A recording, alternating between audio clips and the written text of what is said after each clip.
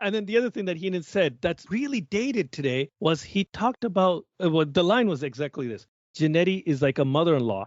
She's always there and you can never get rid of her. But I don't think today that goes over any kind of way. Like in the 80s and 90s, that was like a common family issue, right? You have a married couple and then your mother-in-law lives with you. Or countless sitcoms use that as their premise. But today, I don't think American society is set up in such a way where the mother-in-law is the evil villain of the family anymore. Is that, I've been outside of North America for over 20 years. Is that how it is still? Thankfully, now I'm in a wonderful relationship with a woman that I will soon be wed to.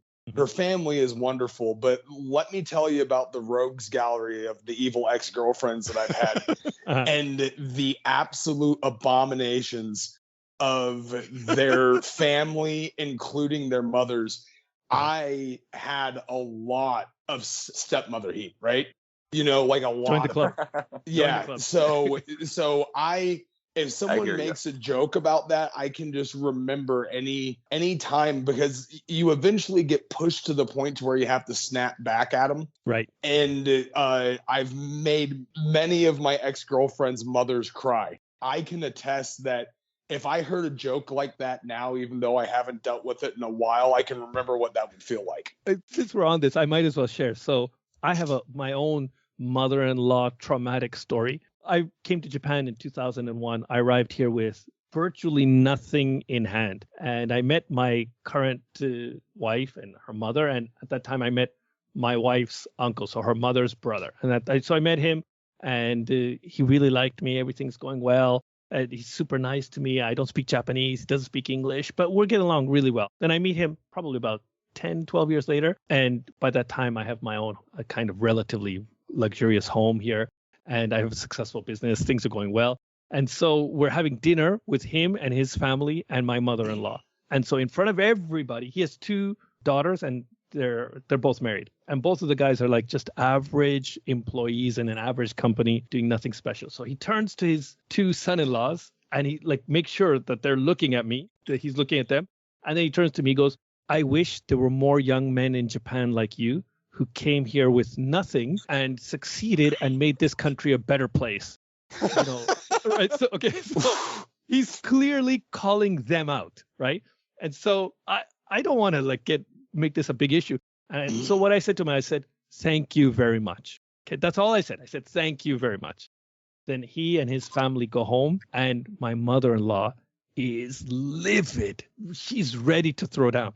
So she calls me to the living room and she goes, why did you say thank you very much? And I said, what do you mean? You should have said, no, that's not true. Because that's a Japanese custom. The Japanese custom is to have humility and to be humble and say, no. Whenever somebody compliments you, you're supposed to say, no. But I said, no. If I said that to him, that would mean the words that are coming out of his mouth are not true. And I'm not going to back down on this. He complimented me. It's my job to say thank you. And we went really at it. And so she was not willing to listen to my logic, and I was not willing to adjust to her customary standards. And it's been 7 years since I've seen it. Oh, wow. Yeah. Wow. I didn't know that was ending like that. The Heenan humor hit me pretty hard. Yeah. Mike, I'm sure you've got stories too, right? You know, right now I'm lucky. The future mother-in-law is great. You know, the only thing I really question is how they were letting their daughters date me, but I mean, it's me not too. even that. Who was I to complain? Right.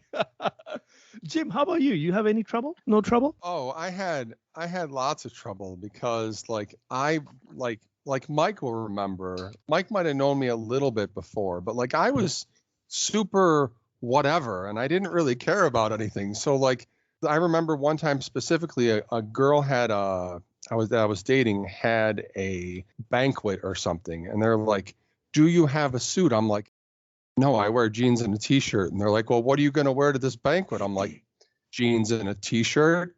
Excellent. And they're like, no, you have to buy a suit. And I'm like, I was like 18, and I'm like, I'm not buying a suit. The mom takes me to the store and buys me a suit to wear to this thing. And then explains to me how important it is that I dressed properly for her daughter. That didn't last much longer after that. I would pay to see a photo of Kurgan in a suit. I can't imagine what that looks like.